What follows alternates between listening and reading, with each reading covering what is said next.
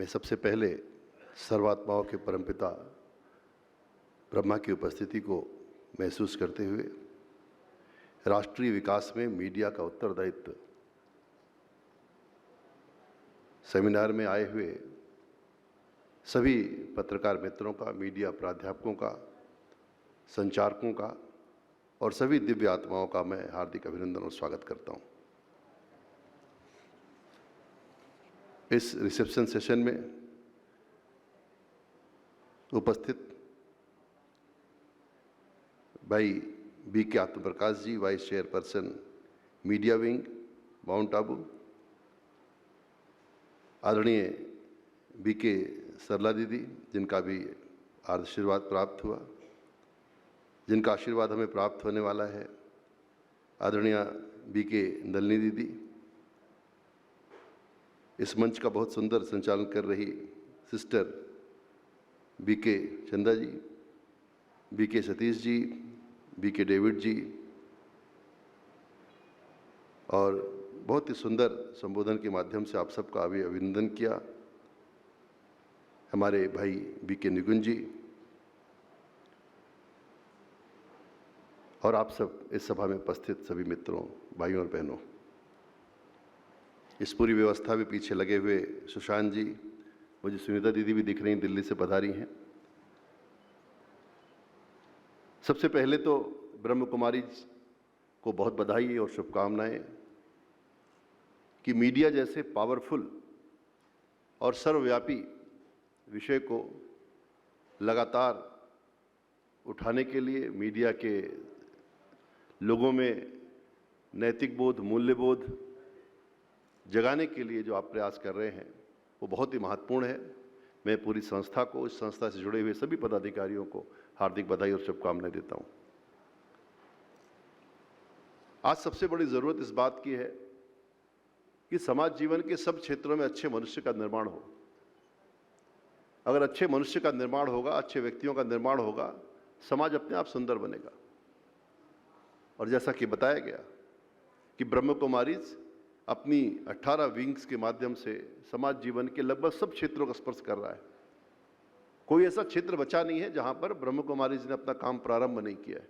Doctors हो, engineer हो, राजनेता हो, शिक्षक हो, सब क्षेत्रों में आज काम हो रहा है।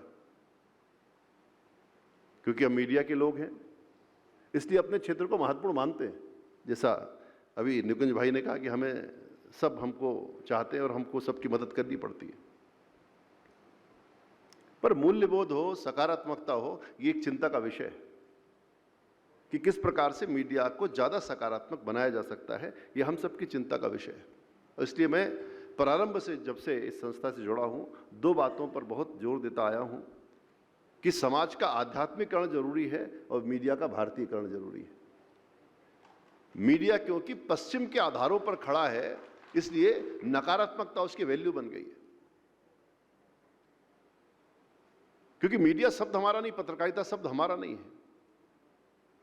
पश्चिम में जहां से पत्रकारिता का प्रारंभ हुआ, जहां पत्रकारिता की आरंभिक किताबें लिखी गई, जहां पर इसकी फिलॉसफी तय हुई, वहां यह तय किया गया कि कुछ नेगेटिविटी होगी, कुछ नकारात्मकता होगी, कुछ कॉन्फ्लिक्ट होगा तो समाचार बनेगा, वरना नहीं बनेगा। इसकी वैल्यूज कहीं और से तय हो रही है, ये हमारी वैल्यूज नहीं है, हमारा शब्द ही नहीं। हमने जर्नलिज्म शब्द हमारा नहीं है, हमारा शब्द संवाद है। भारतीय परंपरा में संवाद और समाचार शब्द तो आए हैं, पर पत्रकारिता या मीडिया शब्द उपयोग नहीं करते। और संवाद कभी नकारात्मक नहीं होता, बातचीत तो नकारात्मक हो सकती है, संवाद हमेशा सकारात्मक ही होगा, क्योंकि सुसंवाद नाम का कोई शब्द नहीं है। संवाद के माध्यम से चीजों के हल निकलते हैं, समस्याओं के निदान हमें मिलते हैं। इसलिए हमें अपने संवाद समाज को संवाद की परंपरा का उत्तराधिकारी बनाना है, जिस परंपरा को हम छोड़ करके आए। क्योंकि देखिए, इतना बड़ा समाज था, वो पत्रकारिता तो नहीं करता था पर संवाद करता था।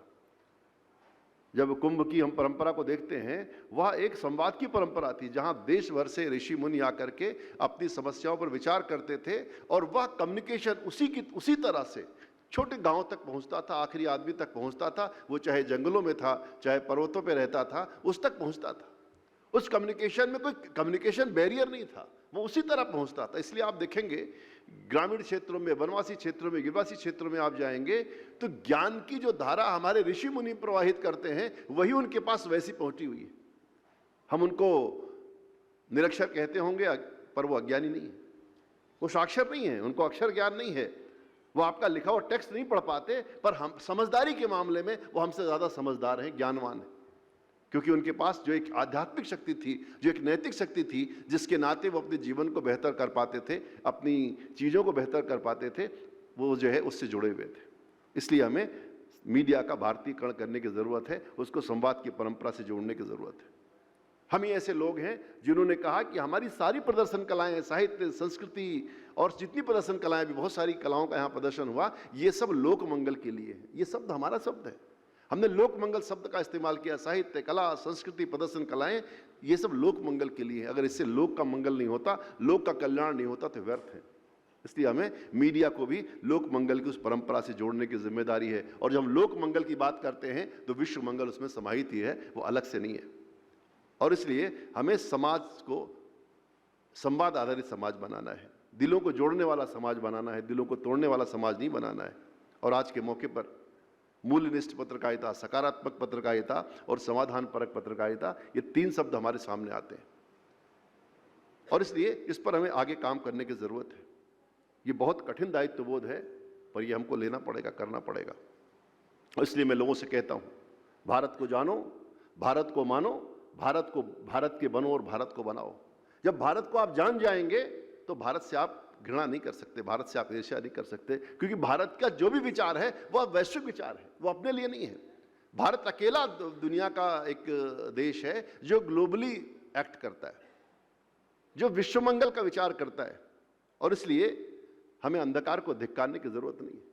हम कहते हैं अंधकार को क्यों धिक्कारें, अच्छा एक दीप जला लें। एक दीप जला है, आप सब इस जगह पे जहां आए हैं, ये साधना स्थली है जहां ब्रह्मा बाबा ने बैठ के साधना की, ऋषि मुनियों ने यहाँ पर साधना की है। और ये प्रताप की याद से जुड़ा हुआ शहर, राणा प्रताप को हम याद करते हैं, ये शौर्य की स्थली भी है। यहाँ आध्यात्म और शौर्य दोनों समाये हुए हैं, यानी कि आपको आध्यात्म का विचार भी यहाँ मिलेगा और एक हिम्मत लेकर भी आप यहाँ से लौट सकते हैं, जिस हिम्मत के साथ अपने क्षेत्र को अच्छा बना सकते हैं। और इसलिए हमारे कवि प्रसाद कहते हैं, या विश्व मनोहर कृतियों का, या विश्व कर्म रंग स्थल है, या परंपरा लग रही यहाँ ठहरा जिसमें जितना बल है। हमें इस कठिन उत्तरदायित्व को स्वीकार करना पड़ेगा। और इसलिए इस साधना स्थली पर, वीर प्रताप की भूमि पर, जहाँ जिन जंगलों में, जिन गलियारों से प्रताप गुजरे हैं, उनकी स्मृतियाँ यहाँ पर हैं और ब्रह्मा बाबा की स्मृतियाँ यहाँ पर हैं, क्योंकि हमें मानते हैं कि जो पुण्य भूमि होती है वह कुछ न कुछ दे के जाती है। एक आध्यात्म का प्रकाश, जीवन का प्रकाश, नैतिकता का प्रकाश हमको जाती है। भाई ओम प्रकाश जी को आज के दिन मैं याद करना चाहता हूँ, आदरणीय मेरे गुरुदेव प्रोफेसर कमल दीक्षित जी को याद करना चाहता हूँ, आदरणीय कमला दीदी मीडिया के लोगों को बड़ा स्नेह करती थी रायपुर में, वो भी हमारे बीच नहीं रही। इन सभी आत्माओं को मैं याद करते हुए आप सबके हृदय में बैठे हुए प्रभु को प्रणाम करता हूँ। ओम शांति।